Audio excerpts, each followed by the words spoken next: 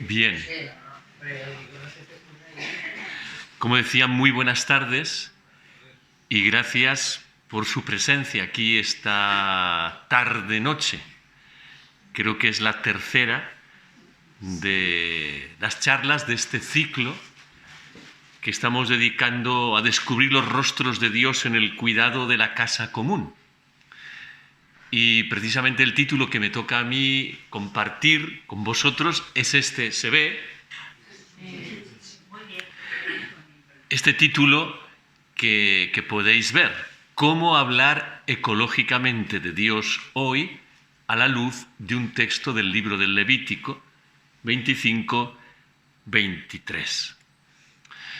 Bueno, vamos en primer lugar, a intentar ubicar el sentido de esta intervención. Lo acabo de decir, hay un ciclo, ¿no?, en la Escuela de Teología Luis Urbano que tiene como temática fundamental ese descubrir los rostros de Dios en el cuidado de la casa común. Y este es un tema que está muy relacionado con la encíclica de Francisco, la Laudato Si. Me parece que la sesión anterior, Martín Gelabert precisamente hizo una presentación de esta encíclica. Pero yo creo que más en concreto, el sentido de la intervención que voy a compartir con vosotros, además de tener que ver con la Laudato Si, creo que interesa sobre todo o afecta a eso que Francisco llama una ecología integral. Bueno, intentaremos decir qué es eso, que no es tan complicado, y luego ver de qué manera efectivamente la temática que hoy vamos a desarrollar emparenta con esa ecología integral. ¿Qué presupuestos tiene la intervención de esta tarde-noche? En primer lugar, lo acabo de decir, la ecología integral. Francisco, en la encíclica Laudato Si, afirma que estamos en una crisis ecológica. Y una crisis ecológica debe ser afrontada desde muy diferentes ámbitos y enfoques. ¿Por qué? Porque es un problema complejo. Y entonces, precisamente él piensa que para un abordaje que sea coherente con la complejidad de esta crisis ecológica, se requiere lo que él llama una ecología integral, que de alguna forma recoja todos los aspectos que están implicados en ese complejo problema. Y por eso, él dice, una ecología integral no solamente debe tener en cuenta problemas técnicos, que sin duda, están ahí recogidos, sino que no olvide la parte social y humana de esta crisis ecológica. Y claro, aquí ya podemos intuir, pues una visión que nos puede resultar cercana y que repite Francisco, pero que probablemente nos resuene en las palabras de otros papas. Esta crisis ecológica es una crisis antropológica o es una crisis social. Y por lo tanto, cuando intentamos abordar la complejidad de este tema, pues no podemos sustraernos, ¿no?, a estas dimensiones antropológicas y sociales en las que, evidentemente, la teología, o si queréis la fe, tiene mucho que decir. Parte de la encíclica del Papa Francisco, supongo que Martín Gelabert os lo haría notar el pasado día, parte de esa encíclica la dedica Francisco a reivindicar la legitimidad del discurso religioso a propósito de un tema que no parece ser tan religioso, como es el de la ecología. Y probablemente ese discurso teológico o creyente puede ser favorecedor de una visión integradora, integral del problema ecológico. Naturalmente, ¿qué otro presupuesto de esta intervención, y al que vamos a estar constantemente remitiéndonos, es el de la teología de la creación? Una visión integral e integradora de la ecología desde una perspectiva creyente, cristiana y bíblica tiene que ver con los presupuestos de lo que es la creación, de un Dios que es creador, y que por tanto es la clave que explica todo lo que existe. Explica la naturaleza, explican todos los seres y todos los animales y explica, claro, al propio ser humano. Por eso Francisco va a insistir, ahí os lo digo, en el número 66, que bueno, pues la existencia humana está vertebrada por tres relaciones: la relación con Dios, la relación con el prójimo y la relación con la tierra. Pero claro, existe como una jerarquía desde el punto de vista de la fe y de la Biblia o de la teología de la creación. Es la relación con Dios la que ayuda a entender la relación con el prójimo y la relación con la tierra. Otro presupuesto es el texto que aparece en el título, que parece que quiere dar luz a la luz de Levítico 25, 23 y siguiente, que es un texto que cita el Papa Francisco en el número 67 de esta encíclica, y que dice lo siguiente, el texto bíblico: la tierra no puede venderse para siempre, porque la tierra es mía, ya que vosotros sois para mí como forasteros o huéspedes. En todo terreno de vuestra propiedad concederéis el derecho a rescatar la tierra. Este es el texto, que se supone que es luminoso y que da lucidez para esta intervención. La tierra no puede venderse para siempre porque es mía. Vosotros sois para mí como forasteros o huéspedes en la tierra, y todo terreno de vuestra propiedad, o en todo terreno de vuestra propiedad concederéis el derecho a rescatar la tierra. Y precisamente esto último nos da pie a otros dos presupuestos para entender esta intervención. Uno es la cuestión del sábado, del año sabático y sobre todo del año jubilar, porque este texto de Levítico 25 se encuentra precisamente entre la normativa que va desgranando el Levítico a propósito del año del jubileo. ¿De acuerdo? Así pues, bueno, tendremos que relacionar todo esto con el significado del Sabbat y del año jubilar. Pero es que al mismo tiempo en ese texto hay otro presupuesto, que es la ley del Goel, o del pariente próximo.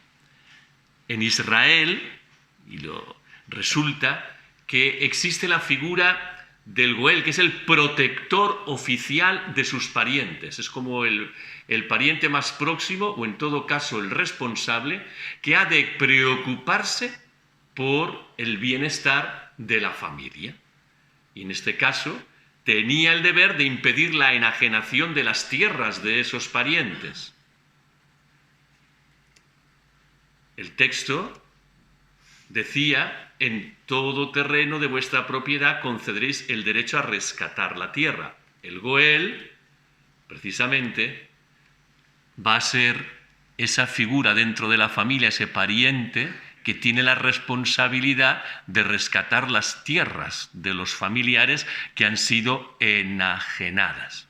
Cuidado, para Israel en último término el Goel va a ser Dios. Dios es el pariente próximo que trata de devolver, ¿no?, a su pueblo aquello que le pertenece. Pero este goelato, que tiene que ver con la figura del Goel, es una figura, ¿verdad?, que está presente en el Antiguo Testamento. Ahí lo pone: es el pariente en quien por cercanía o importancia recaía la obligación de defender y representar al resto de miembros de la familia, y que tenía como tres deberes básicos: vengar la sangre, esto no es muy bonito, ¿verdad?, vengar la sangre, rescatar las tierras de los parientes que han sido vendidas o enajenadas. Ese es el sentido de lo que aparece en ese Levítico 25, 23. Y he puesto entre paréntesis lo del libro de Ruth. Quizás recordáis lo que pasa en la historia de Ruth. Hay un tal Elimelech que tiene que salir de Israel y se va a otras tierras fuera de Israel con su mujer Noemí, y se va con sus dos hijos. Allí se casan sus dos hijos con dos moabitas. Resulta que los dos hijos, pero muere el padre y mueren los dos hijos sin tener descendencia, y una, ¿verdad?, de las mujeres moabitas que se ha casado con un hijo de Elimelec y Noemí es Ruth. Y cuando Noemí dice, pues yo me vuelvo otra vez para casa, vuelvo a Israel, vosotras hijas, ala, podéis iros tranquilamente por ahí, Ruth va a tomar la decisión de acompañar a su suegra, ¿verdad? Y va a decir, tu tierra es mi tierra, tu casa es mi casa, tu Dios es mi Dios. Recordamos ese texto. Y resulta que allí, en ese libro, hay como una mezcla de lo que es el goelato con lo que es el levirato. En el sentido que finalmente, como no tiene descendencia, Elimelec no tiene descendencia de sus hijos, porque los dos han muerto y resulta que sus mujeres no han tenido hijos. Entonces, por una parte está el tema de cómo garantizar la descendencia, en este caso, del marido de Ruth, que sería la descendencia de Elimelec a su vez, y cómo, bueno, pues eso se va a solventar y se va a solucionar. El rey de Levirato, Levir es el cuñado, y entonces decía que cuando moría un hermano sin descendencia, el otro hermano tenía que casarse con la viuda para darle descendencia, ¿no?, al hermano fallecido. Bueno, de ahí la famosa cuestión que salía el otro día, ¿verdad?, en el Evangelio, de aquellos 7 hermanos que murieron y se casaron con la misma mujer, ¿no? Esa es la ley del levirato. Bueno, pues por una parte en el libro de Ruth va a resultar que un pariente, que sería el Goel, ¿verdad?, que se llama Booz, ¿verdad?, ese pariente va a tener derecho de rescate, dice el texto, sobre todo lo de Elimelec, que es el marido de Noemí, cuyos hijos han muerto y él también sin poder dejar sus tierras a nadie, pero al mismo tiempo le va a dar descendencia, como si fuera el Levir, ¿no?, a Elimelec a través de su matrimonio con Ruth. Bueno, y luego también la tercera función estaba el rescate de los parientes esclavos. Entonces, esta especie de figura que es como protectora de los derechos de la familia, que impide enajenaciones, que se pierda patrimonio, vamos a decirlo así, está también presente en este texto. Bueno, ¿y a dónde nos llevará la conclusión de la intervención a partir de su sentido y de los presupuestos? Bueno, pues la primera conclusión a la que yo he llegado es que quizás el título no está muy bien elegido. No creo yo que sea correcto hablar ecológicamente de Dios. Me da la impresión de que es al revés, que Dios nos permite hablar del sentido de la ecología. No sé si me explico. Yo no sé exactamente muy bien qué significa hablar ecológicamente de Dios. Más bien sería que Dios es el garante de una visión ecológica, de una ecología integral, ¿no?, que es de alguna forma lo que dice Francisco. Bien, entonces lo que interesa es fijarnos en la mirada que Dios tiene sobre lo que nosotros podríamos llamar la ecología y de alguna manera, bueno, pues sacar todo el partido que podamos, sabiendo que esa mirada, que es la mirada de Dios, tiene que ser también la mirada de los creyentes. Y a veces, bueno, pues esa mirada, ¿no?, de Dios sobre lo ecológico, pues la tenemos un tanto olvidada. Bien, y también dentro de esa conclusión a la que llegaremos, que esa mirada de Dios o ese punto de vista de Dios, que tiene que ser el nuestro, claro, tiene que ser una mirada y una visión integral e integradora, donde quede claro que la tierra no es nuestra, como dice la cita, que esa tierra no la vendáis para siempre porque es mía. Por lo tanto, la tierra es un regalo que el ser humano pues comparte con el resto de las criaturas en la creación.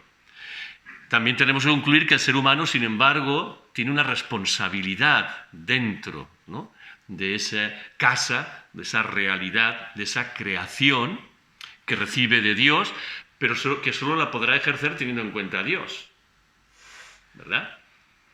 Todo es un regalo, la tierra, la creación, ¿vale? El ser humano comparte ese regalo con el resto de la creación, pero tiene una responsabilidad que solo podrá ejercer adecuadamente teniendo en cuenta a quién es el origen del regalo. Y esto va a llevar finalmente a una visión comunional y fraterna en el ejercicio, ¿no?, de esta responsabilidad que tiene el ser humano dentro de la casa común. Y que va esa fraternidad y esa comunión, primero, entre los seres humanos y evidentemente también entre los seres humanos y el resto de los seres y de la misma tierra, ¿no? Esta sería la ecología integral. Bien, y el itinerario al que intentaremos ajustarnos pues tiene 4 pasos. El primero, la casa común es un don.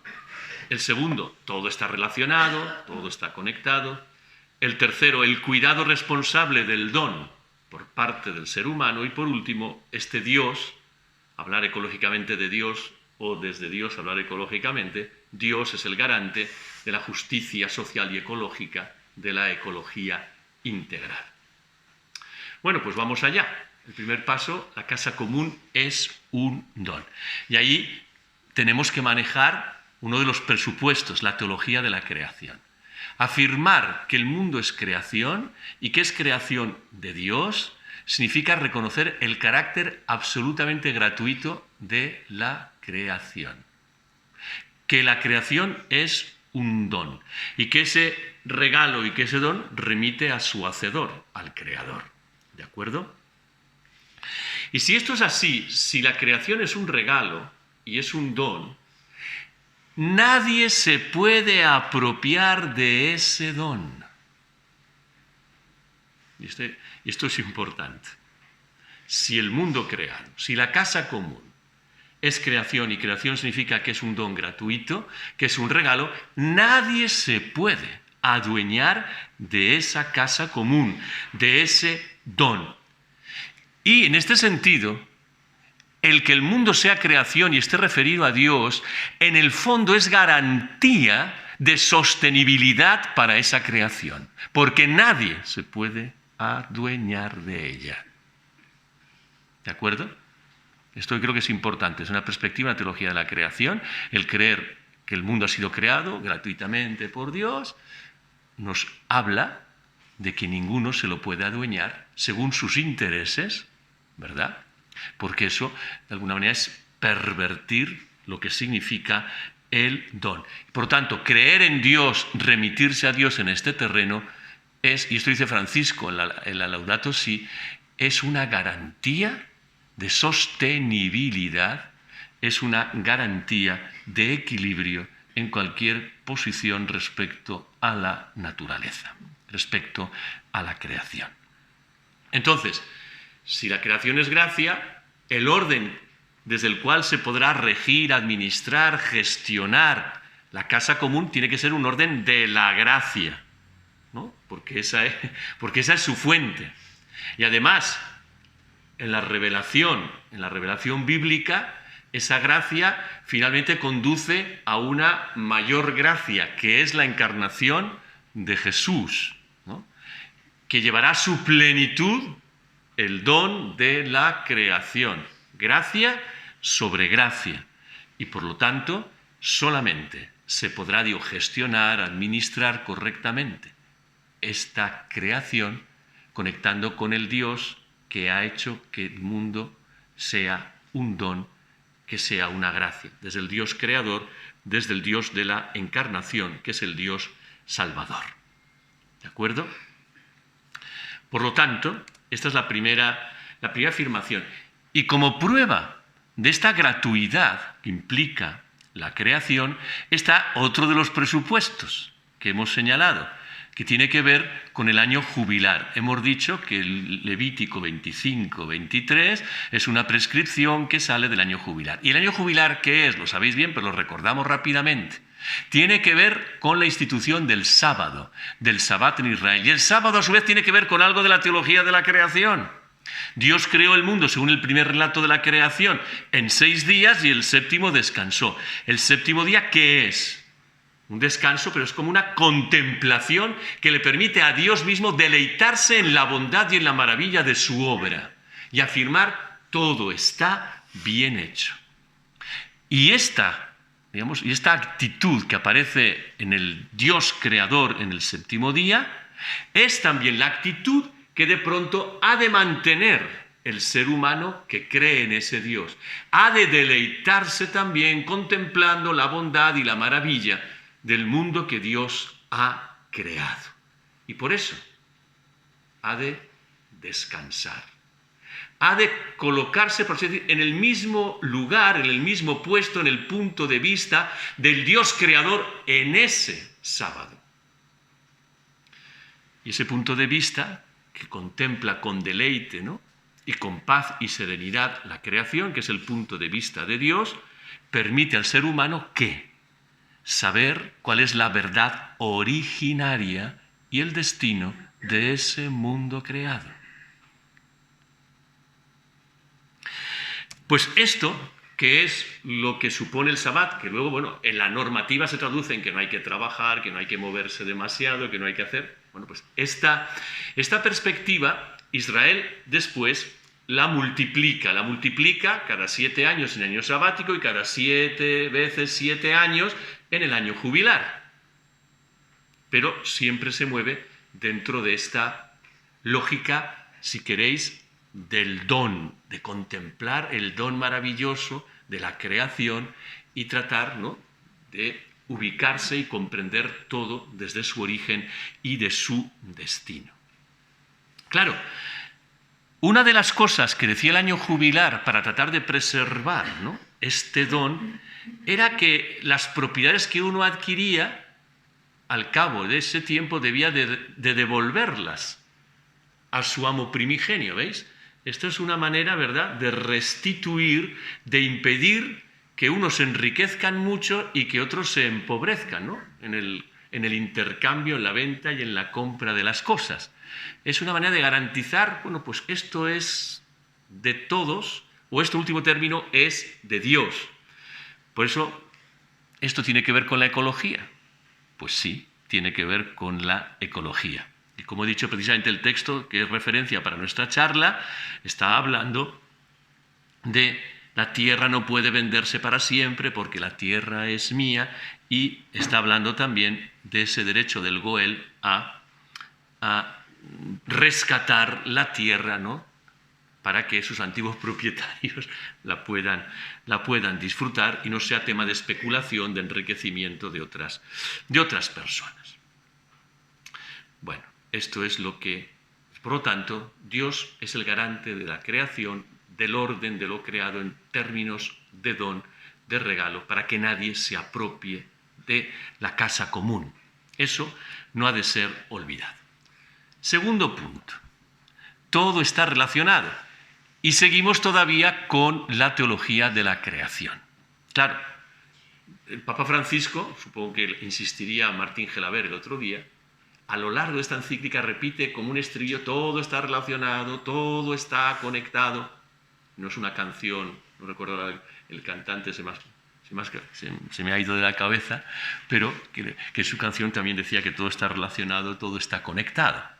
No creo que el Papa siguiese la canción, sino sencillamente que tiene en cuenta la teología de la creación. ¿Por qué todo está relacionado? Porque todo tiene un origen común, porque todo ha salido de Dios y por lo tanto todo tiene una conexión en Dios, que es el creador, y una conexión entre todo lo creado, porque todo lo creado es criatura creada por Dios.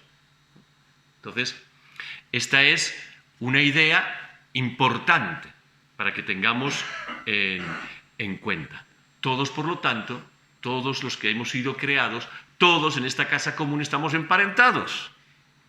Formamos parte de una familia que tiene por origen, que tiene como sentido a un Dios, que de una forma gratuita ha hecho posible que existamos. Es una familia y, por lo tanto, esta familiaridad que brota de la relación que supone la creación reclama que una ecología que sea coherente, por lo tanto una ecología de familia, vamos a decirlo así, o regida por relaciones de familia, que no tienen que ser relaciones de posesión, de dominio, sino dominadas, bueno, por la fraternidad y por el entendimiento. Y es aquí, en este punto, cuando si la ecología ha de entenderse a partir de una relación familiar, cuando se torna el tema ecológico en un tema moral o en un tema ético, ¿no? De moral relacional. Y esto sería una moral social, ¿no? Cuando estamos en el terreno de una moral o de una ética relacional, en este caso relaciones en la familia, pues es una ética social que tiene que ver con la dimensión social del ser humano. Por lo tanto, la ecología, esa ecología integral, en cuanto que es moral o ética social, demanda unas relaciones justas, dignas, entre todos los que entran en esa familia. Por lo tanto, entre los seres humanos en primer lugar, pero entre los seres humanos y el resto de criaturas creadas, y en definitiva, con el conjunto también de la naturaleza. Unas relaciones dignas, justas, que estén relacionadas con el Creador, con el don, ¿no?, que supone la creación. Y que nos recuerda que la casa común no es nuestra, ¿vale? Claro, al apuntar esta dimensión moral, ética y social, estamos apuntando muy directamente al ser humano. Claro, porque los animales, porque la naturaleza no tienen una ética, no tienen una moral. Eso es algo exclusivo del ser humano. La ética es propia de los humanos. De ahí, claro, que todo este tema está apuntando a que el ser humano, dentro de esa casa común, de esa relación familiar, tiene una responsabilidad especial. Que la ha recibido ¿de quién? Del Creador, naturalmente. Y que la tiene que ejercer en su nombre, teniendo en cuenta su realidad, en una familia en la que lo justo y lo digno debe ser lo que esté presente. ¿Vale? Y eso, bueno, pues, claro, no me he dado cuenta, pero nos lleva ya al siguiente punto, ¿no? Que es este. No le he puesto numerito para que veáis cómo uno pues no trabaja siempre de una forma sistemática, rigurosa, competente, sino que he pasado al tercer punto, pero ya no pone 3. Pero sí pone el tema que corresponde con el número 3, que es el cuidado responsable del don por parte del ser humano, ¿no? El discurso nos va llevando hacia ahí, esa necesidad, ¿no?, de que las relaciones sean unas relaciones de familia, dignas y justas, es el tema de la ética y de la moral, que es una competencia del ser humano, por lo tanto, que el ser humano parece que tiene algún papel, alguna responsabilidad dentro de esta realidad ecológica. Esta responsabilidad, este privilegio, lo ha de ejercer justamente el ser humano. ¿Y cómo ha de hacerlo? ¿Qué significa el ejercerlo justamente? Bueno, si repasamos los dos textos creacionales del Génesis, el capítulo 1 y el capítulo 2, descubrimos que en el capítulo 1 dice Dios al ser humano creado a su imagen y semejanza, ¿no? Hombre y mujer los creó. Creced y multiplicaos y dominad la tierra. De pronto parece que el ejercicio responsable del ser humano en relación con la creación es el dominio.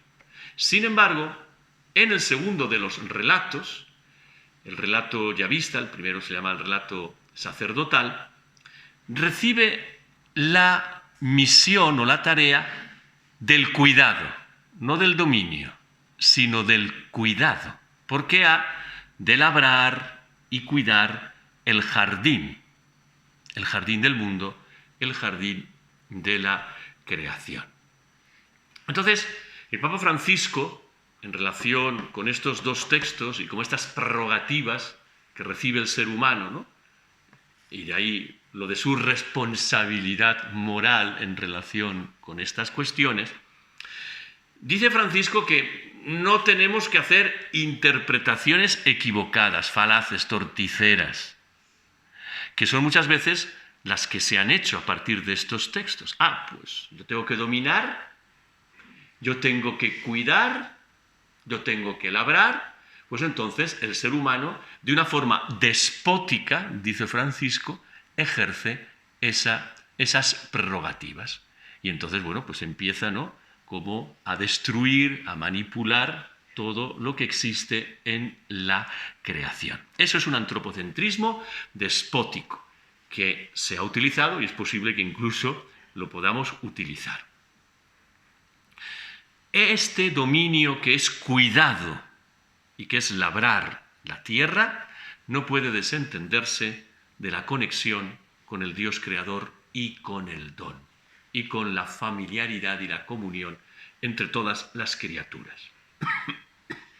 Porque resulta que el ser humano, si leemos un poco entre líneas en los relatos creacionales, es como el lugarteniente responsable de esa casa común que Dios ha creado como un don.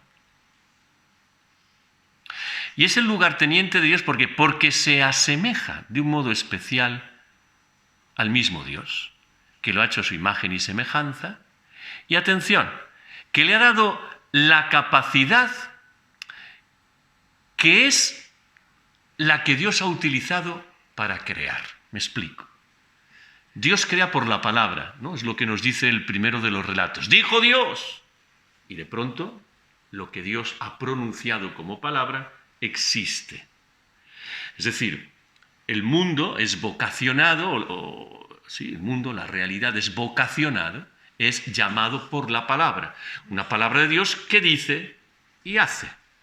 ¿Vale? Todo tiene como una estructura verbal, ¿no? La creación como una estructura verbal que responde a la palabra de Dios.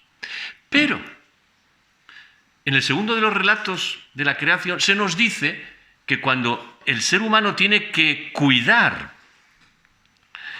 y tiene que labrar la tierra, uno de los cometidos que tiene que hacer es poner nombre al resto de los animales. ¿Os acordáis? Es decir, a través de la palabra humana, llamar al sentido, porque nombrar, poner nombre es dar sentido, ¿no? De alguna manera, cuando yo pongo un nombre, cuando con la palabra explico algo, le doy sentido. Claro, un sentido para nosotros, un sentido humano. Pues esa prerrogativa, ¿no?, la ha recibido el ser humano, que con su palabra nombra y da sentido a ese mundo. Y, como veis, se parece en algo a lo que Dios ha hecho. Dios, de la nada, llamó al ser con la palabra. El ser humano no tiene esta prerrogativa creadora, ¿no? Pero sí con su palabra da un sentido a lo que ha sido creado. Y por lo tanto es como un co-creador, se podría decir, ¿no? El ser humano co-crea o participa de alguna manera del ser creador de Dios. Algunos teólogos dicen, es un creador en situación de respuesta. Bueno, pero esto es interesante, porque ahí estamos viendo cómo efectivamente el ser humano, al asemejarse a este Dios creador, dentro de la creación, pues lógicamente tiene una responsabilidad y tiene una labor que llevar a cabo. Pero sin olvidar que esa prerrogativa la ha recibido de Dios y que por lo tanto tendrá que ejercerla siempre según Dios, no según sus propios intereses. ¿De acuerdo?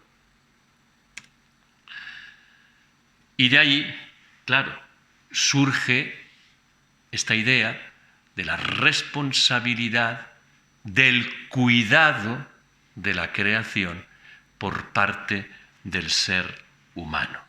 Y como tiene que ejercer ese cuidado en nombre del Dios creador, pues finalmente ese ejercicio de su labor de cuidado sobre la creación se caracterizará por la comunión.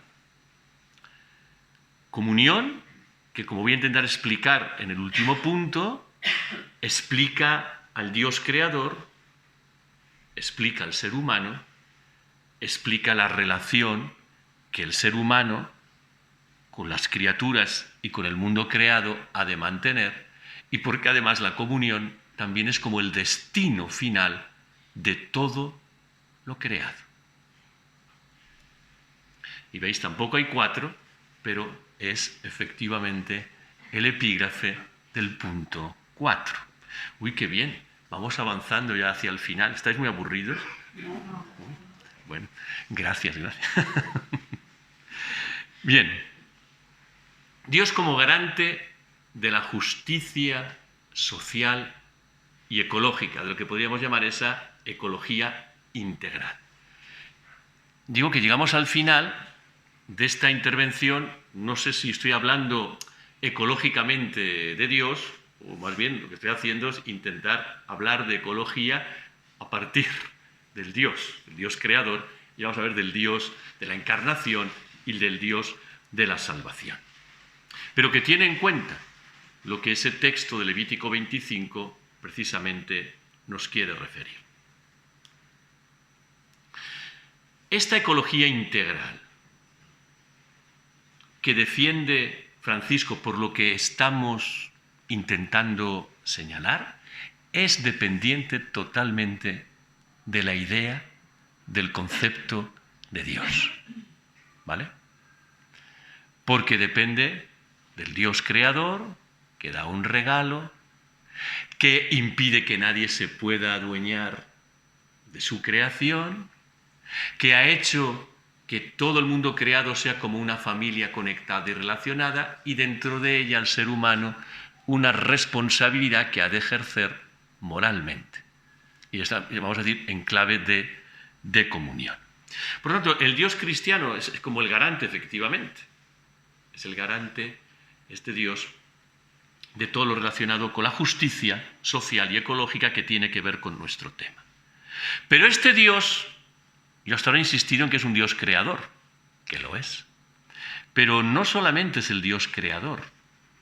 Este Dios es el Dios de la encarnación. Y este Dios creador y la encarnación es un Dios trinitario. Y este Dios creador de la encarnación y trinitario es un Dios salvador. Y todo esto, por lo tanto, está relacionado, todo está relacionado, ¿verdad?, con nuestro tema también. El Dios que creó es el Dios trinitario. ¿Y el Dios trinitario qué es? Comunión, relación interpersonal dentro de una unidad indestructible y misteriosa.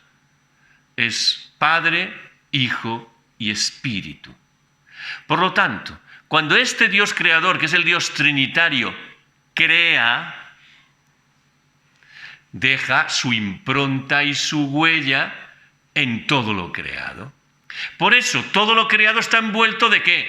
De la comunión que caracteriza al Dios creador, que es comunión por ser trinitario.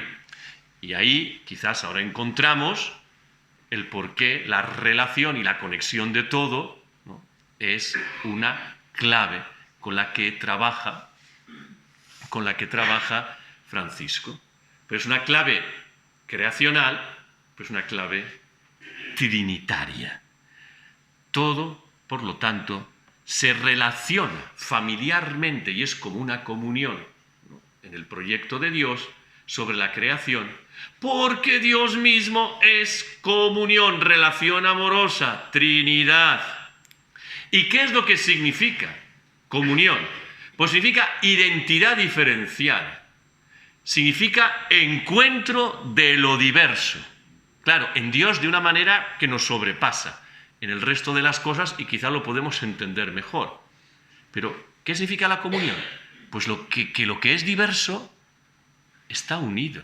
Y que esa unidad, sin embargo, no destruye lo diverso, sino que lo preserva.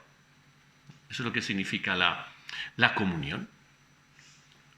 Y en nuestro caso, esa comunión del Dios Trinitario que se refleja en la obra creacional y por lo tanto en la ecología, significa que nosotros nos asemejamos a Dios, claro que sí, a su imagen y semejanza, tenemos ese momento de identidad con Dios, pero que somos diferentes, es decir, que no somos Dios, ¿no? No somos dioses, pero sí somos de la familia de Dios. Sí que nos parecemos porque somos su imagen. Eso significa que los animales no son humanos, pero que sí comparten con nosotros el que son criaturas de Dios, como nosotros somos criatura de Dios.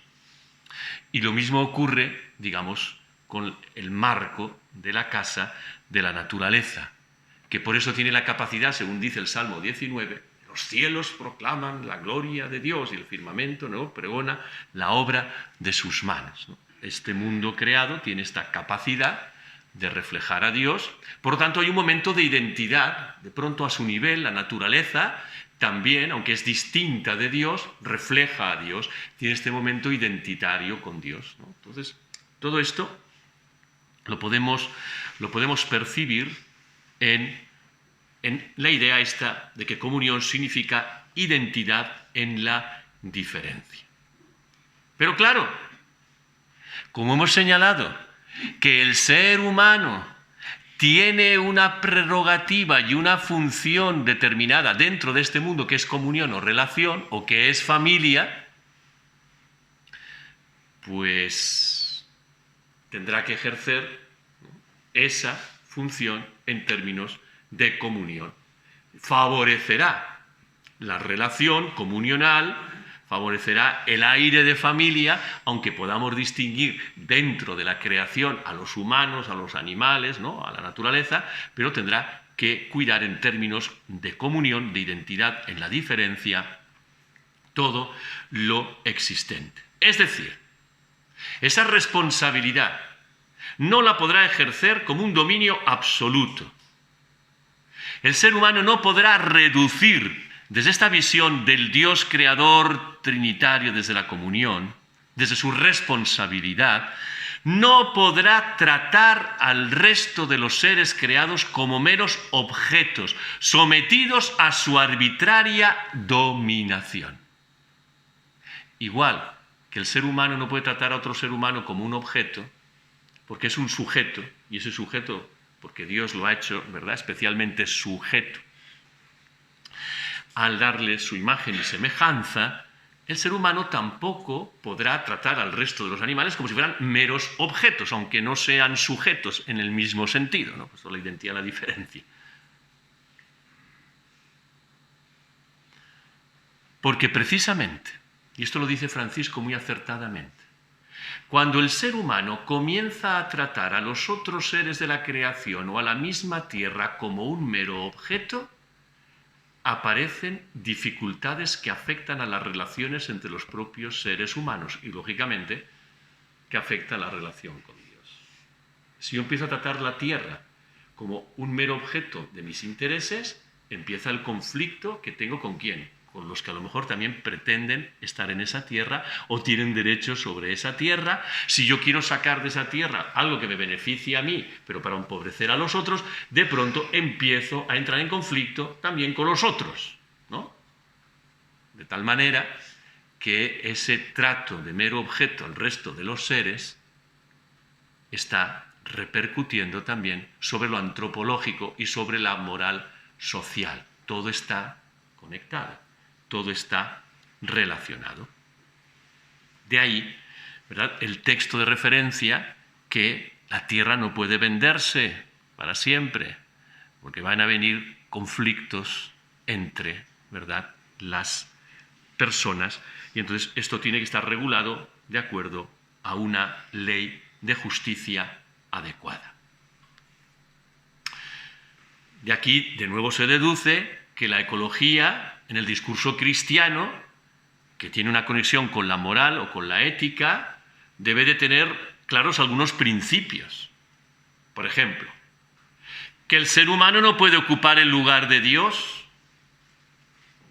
que no puede ser un déspota dentro de la casa común, destruyendo, agotando la tierra, o maltratando a los animales, o aniquilando las especies. Pero cuidado, otro principio será que tampoco se ha de divinizar la naturaleza. Claro. El ser humano no es Dios, es el lugarteniente que ejerce una función, ¿no?, en esta casa común. Pero tampoco se ha de divinizar la naturaleza, aunque efectivamente tenga la huella de Dios y refleje a Dios. Siempre esa distancia que significa la creación es una garantía muy interesante, ¿vale? Tampoco se ha de quitar la preeminencia del ser humano en el orden de la creación.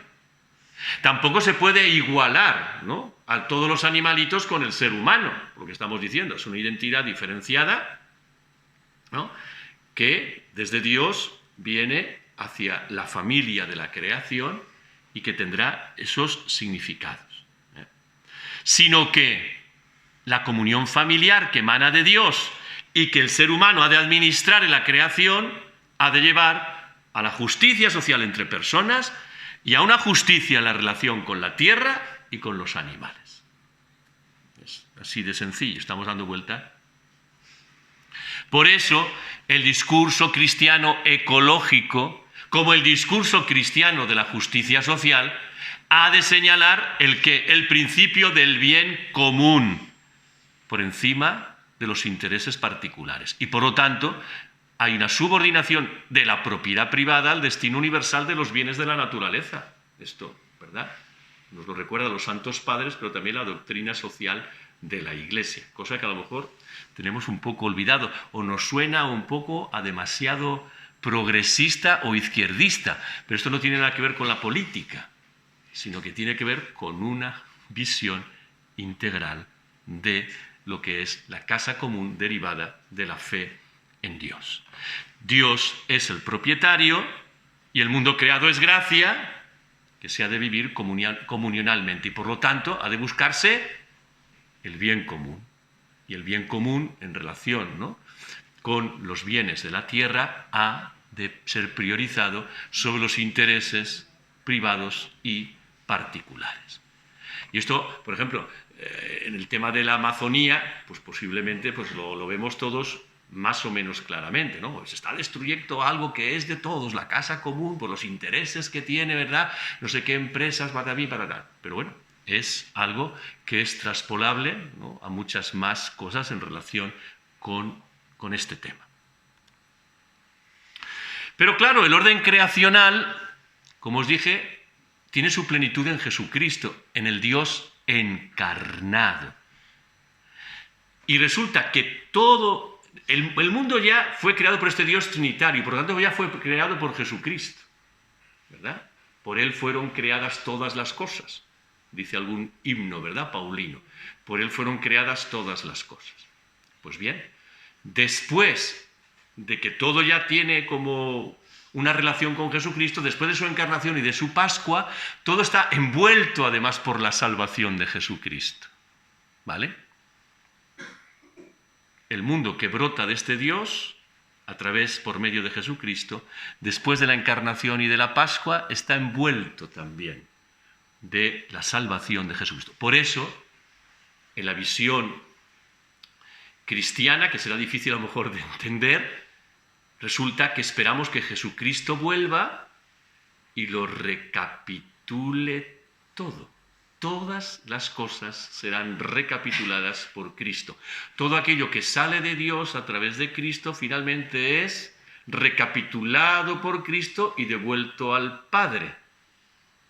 Por lo tanto, de esta perspectiva del Dios de la encarnación, que no contradice al Dios creador ni al Dios trinitario, sino que viene en todo caso quizás a modelar algún aspecto, resulta que todo brota de la comunión, que es el Dios trinitario porque fue creado por él, y que todo, gracias al Dios de la encarnación, será devuelto a Dios, es decir, el futuro de todo lo creado, y en especial del ser humano, es la comunión. La salvación tiene nombre de comunión con Dios, donde todas las cosas podrán estar llenas de este Dios a través de Jesucristo y llegar a su plenitud. Por eso también afirmamos con el autor de la segunda carta de Pedro que esperamos unos cielos y una tierra nuevos donde habite la justicia. Es decir, que en el concepto de salvación cristiana está incluida la creación, la casa común, y que todo va de la comunión gratuita de la creación al encuentro en plenitud con la comunión gratuita que es Dios. Pero todo, y eso significa no confundirse con Dios, esto sería panteísmo, ¿no? Sino estar en Dios, de nuevo, en la idea de la identidad diferenciada. Estamos en Dios, pero no somos Dios, ¿verdad? Pero sí estamos totalmente henchidos y participando de la plenitud de Dios. De comunión a comunión. De la comunión de la creación a la comunión salvación, que Jesucristo, ¿no?, es el que nos ha indicado, y donde también está presente toda la creación. Por eso escribe Francisco en la Laudato Si, en el número 100, las criaturas de este mundo ya no se presentan como realidad meramente natural, porque el resucitado las envuelve misteriosamente y las orienta a su destino de plenitud, ¿vale? Que de alguna manera ya venía desde la creación. Y creo que esta es la última de las diapositivas y por tanto la conclusión. Bueno, no nos hemos hecho excesivamente largos. Extraer algunas conclusiones de todo lo que hemos ido diciendo. Y perdonad que sea un poco reiterativo, pero tampoco sé mucho más sobre el tema. Por eso, pues de vez en cuando repetimos lo mismo y da la sensación de que llenamos más espacio. Creer en Dios supone ver el mundo como don gratuito, recibido de Dios, lo cual al mismo tiempo es una responsabilidad para el ser humano. La imagen trinitaria y salvadora del Dios cristiano, el mundo como familia de Dios, como comunión, hace que la cuestión ecológica sea una cuestión en la que el ser humano está implicado moralmente. Esa responsabilidad, finalmente, es moral. No habrá ecología equilibrada o integral sin justicia relacional o social. La idea de comunión que viene del Dios trinitario es la que ha de conducir la visión cristiana en este tema, la solidaridad, la fraternidad, el destino universal de los bienes y la plenitud en la comunión gracias a Cristo.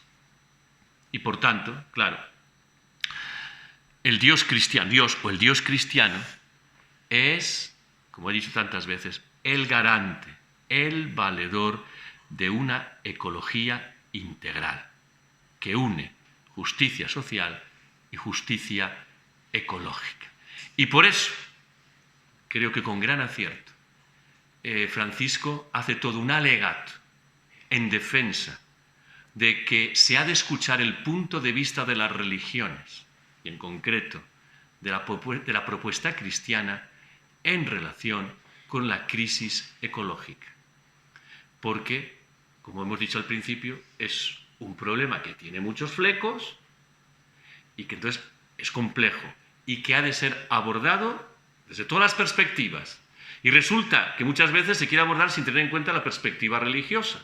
Y a lo mejor la perspectiva religiosa, en este caso la perspectiva bíblica, que él trata de explicar, pues ayuda a tener una visión integradora y a facilitar una ecología integral, donde los aspectos humanos y sociales del tema, no solamente los técnicos en relación con el agua, en relación con el medio ambiente, en relación con otras cosas, sino en esta visión integral, pues puede garantizar. Y en este sentido me parece que es una visión interesante. Yo me callo, os agradezco vuestra paciencia y si queréis preguntar algo y yo sé responder, pues lo haré con mucho gusto. Gracias.